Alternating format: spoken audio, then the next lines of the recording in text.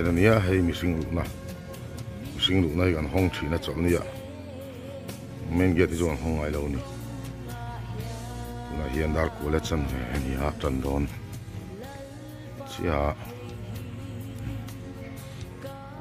ye pual be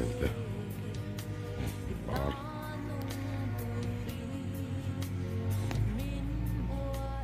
Sabbath School Hall ani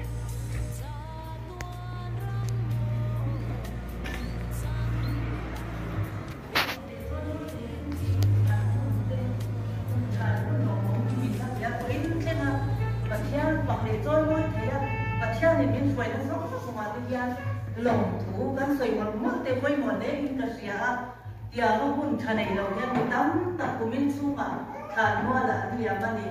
ra nó ăn mua thì ăn thấu lệ thầy rồi mà trên chút chết chút na accident thì là bằng cái in thàn mua là gì mấy bộ cái này chút milai cả là cái đi bắt thiên hoàn hình nó đúng tập bài cần đâu mà mà sống nó thay với nó ăn hành động này thiên xem thì Zerlizer Kim Sol Tholo cheng sang khat sa somni ni investment ka cheng sang hi zali bokani boina ka in khom ka da tu te na thang lo leila Sabbath School cham ko min man sak turin tilan wal pi ania rong bola chan chi min she turin lar ka sare pi masola tur so wana ani ne sak turin tan ba la shai ko ma ania chan boina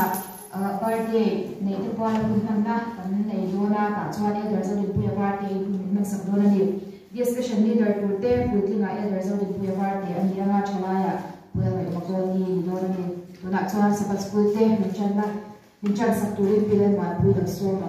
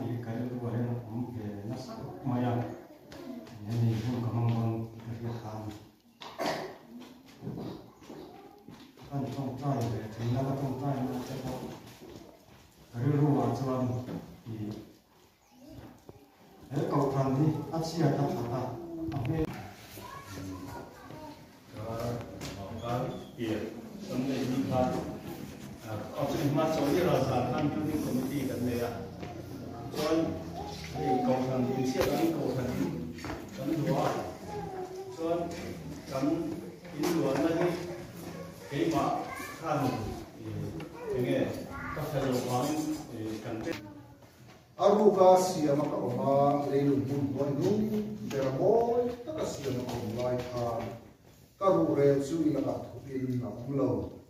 kari ruang la kham kim lo chu ibitin amua ile khabu achun ka pe ke zong song siya fe karia anin de la sia ni kaum zela apakhat malon main voini hian hetianga ri ruam melam he kana na chan hi pathiani eng ma on lo tanga aruk te alei mu dia ta tu tera ta ma changa min pia ta min dina min siam kan ni chuman voini hen bi kan ni lai lo ding te lo kal khom te abi takin voina pian chang